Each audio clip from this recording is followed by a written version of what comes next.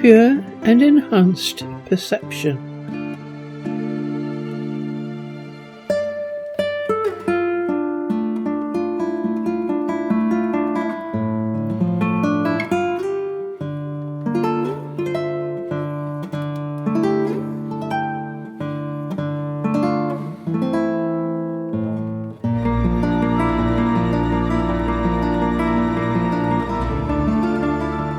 We do not see reality.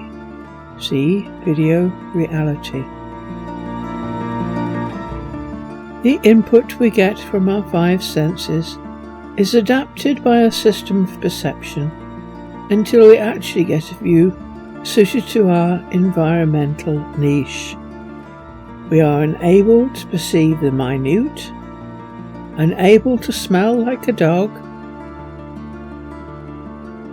see like a hawk, hear like a rabbit. And even the perceptions we do get can be filtered out during learning, as it eliminates to match our model of what reality should be. So not only do we never see reality, our memory and learning processes can reduce things even further. But there are some people able to at least experience perceptions unsullied by faulty memories, and sometimes via their higher spirit, see the video, they may receive not just pure but enhanced views closer to reality. And the irony is that they are rarely scientists. They are nearly always artistic and creative. The World as Will and Idea, Arthur Schopenhaer. Raised by the power of the mind, a person relinquishes the usual way of looking at things, stops tracing as the forms of the principle of sufficient reason prompt him to do, only their interrelatedness, the final goal of which is always a relation to his own will. He ceases to consider the where, the when, the why, and the whither of things, and looks solely at the what. He does not allow abstract thought, the concepts of the reason, to take possession of his consciousness, but instead gives the whole power of his mind to perception,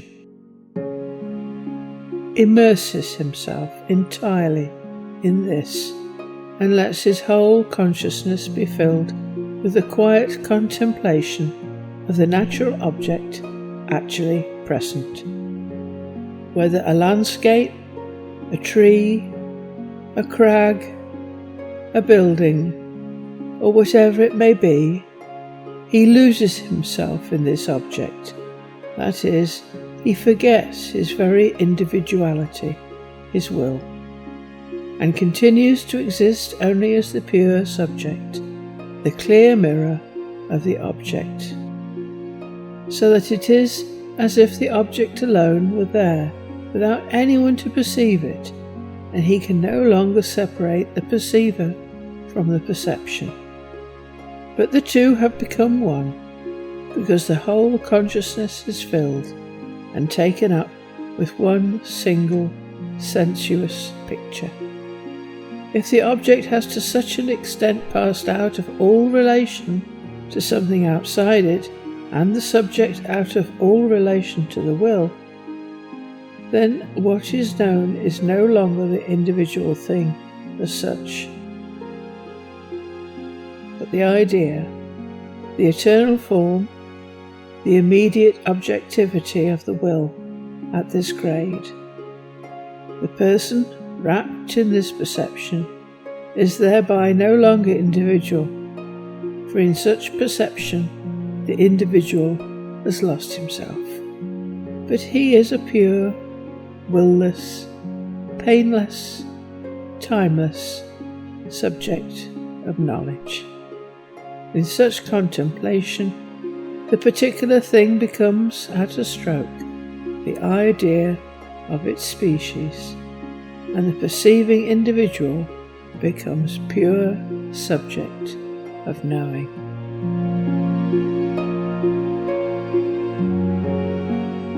Examples of what can happen.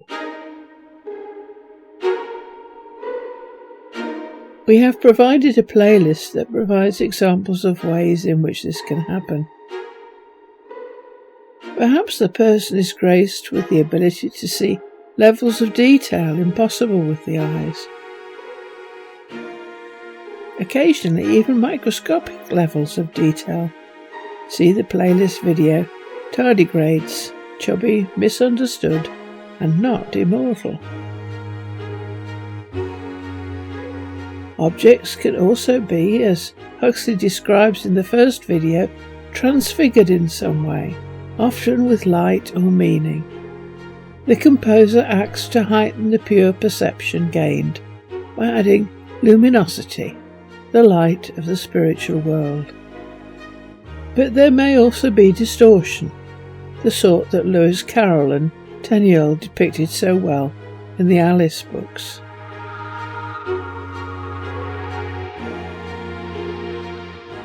Distorted perception. People can experience distortion of their surroundings, of their own bodily shape, of the colour or shape of things.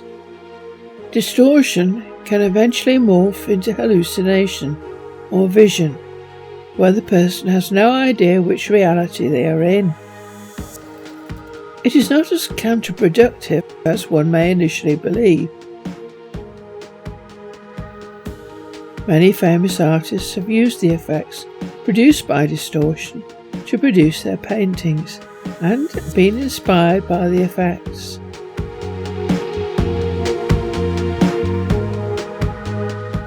Playlist. Aldous Huxley, Transfiguration of the Environment with Isness.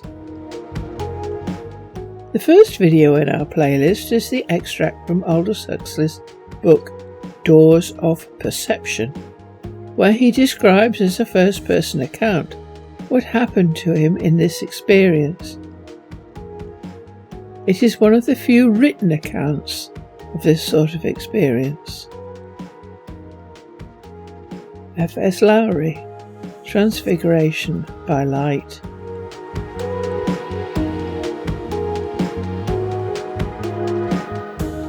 A documentary from 1975 and featuring Lowry himself. Lowry gives nothing away about his beliefs, but the film shows that Lowry saw his surroundings transfigured. And unlike Huxley, who needed drugs to transfigure what he was seeing, Lowry didn't. The industrial north at the time was coal mines and cotton mills. It was filthy, smoky, and dark. But in Lowry's eyes, the northern landscape wasn't a dirty, dark, and grim place. It was full of light. And he represented this transfiguration by using white paint. Richard Dadd, The Detail or Pure Perception. Dadd became mentally ill, and we have two videos on him. One which describes his painting Flight Out of Egypt, and the second his perhaps most well-known painting, The Fairy Fellow's Masterstroke. In Flight Out of Egypt, Dadd's painting is full of detail, pure and enhanced perception. But in The Fairy Fellow's Masterstroke, Dadd provides a painting that is hyper-realistic, a vision of superimposed beings from other realms, of which he has perfect perception recall. Fernand Knopf. Knopf was a Belgian symbolist painter. described as not a very open man and a rather secluded personality. He never married and lived much of his life with his sister, who was one of his favourite subjects. And his depictions of her combine extensive symbolism with the type of transfiguration Huxley and Lowry experienced, the light within.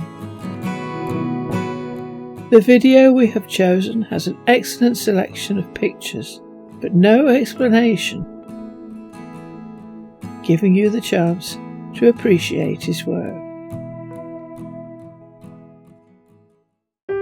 Ingress.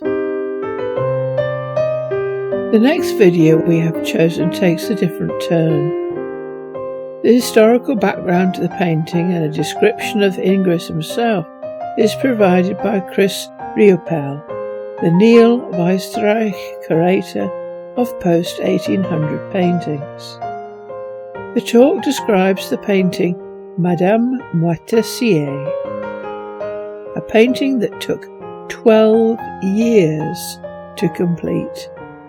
The painting has a considerable amount of symbolic content, despite it being a portrait. But Ingress used a level of detail that is almost dad-like, and he also painted her as if transfigured by light.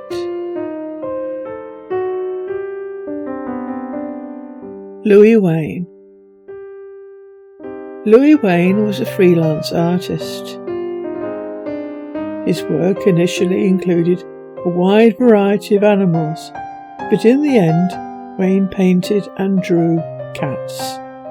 Over time, Wain's cats began to walk upright, play musical instruments, serve tea, play cards, fish, smoke, and even enjoy a night at the opera.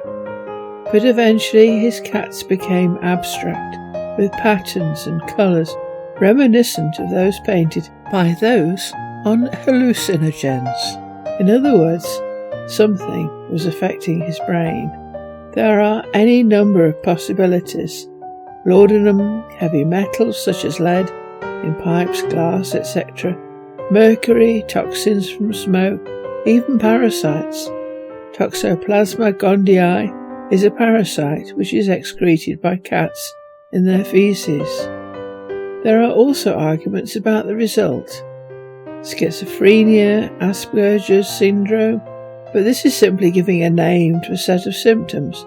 Nobody knows the cause. And the cause's effects were cumulative and continuous, such that we can trace his illness and its effects by his paintings, a record of how his perceptions were affected over time. When he eventually became erratic and occasionally violent, he was committed to a series of mental hospitals, the last of which was relatively pleasant, having a garden and a colony of cats. Wain spent his final 15 years there in peace.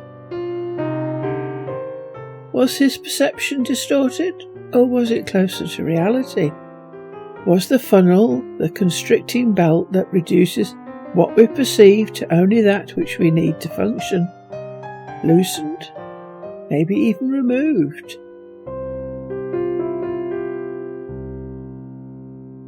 So that in the end, Louis Wain was closer to reality than all of us.